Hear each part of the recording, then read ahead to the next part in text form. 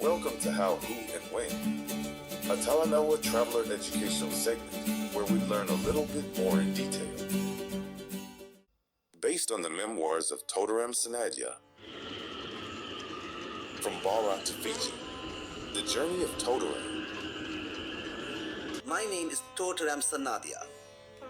For 21 long years, I lived in Fiji, not as a visitor, not as a free man, but as a bonded laborer, a Girmitiya. This story is not a tale of adventure. It is a warning, a cry for justice, and a tribute to those who suffered beside me. I wrote these words so my brothers and sisters in India would know the truth, and so the world would hear the voice of the forgotten. Listen closely, because this is our story, the story of blood, sweat, and resilience. I was just 14 when I left my village. We were promised good work in a faraway land called Fiji. I remember my mother's tears, the dusty road, and a heart full of questions. None of us knew the hardships awaiting us across the ocean. The voyage was long and cruel. Days turned into weeks. Many fell sick. Some never woke again.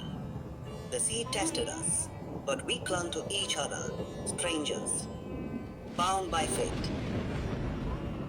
After endless weeks, we reached Levuka. The land was green and lush, but it was not the India we dreamed of. Officials counted us, stamped our papers, and we became coolies. That word would follow us everywhere. The cane fields were harsh. From sunrise to sunset, we toiled, our hands blistered and backs aching. Overseers punished us for resting, but we had no choice. We worked, or we starved.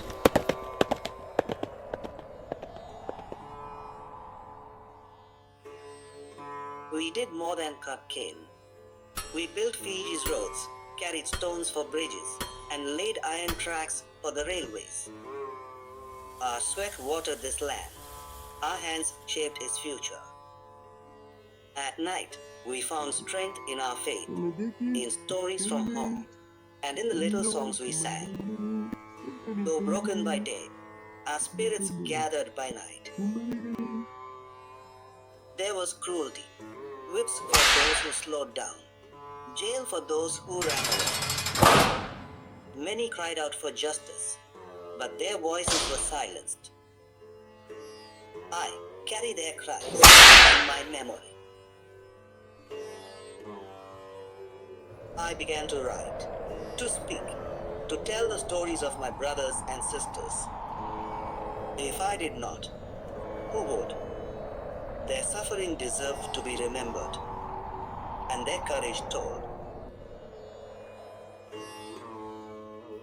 Years later, I returned to India, but Fiji never left me. I carried its sun, its sugar, its struggles in my heart. My story is not mine alone. It is the story of every man and woman who crossed the black waters to Fiji. Many have forgotten, but I remember.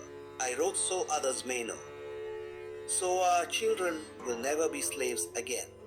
I was a Girmitiya, but I became free, not just in body, but in spirit.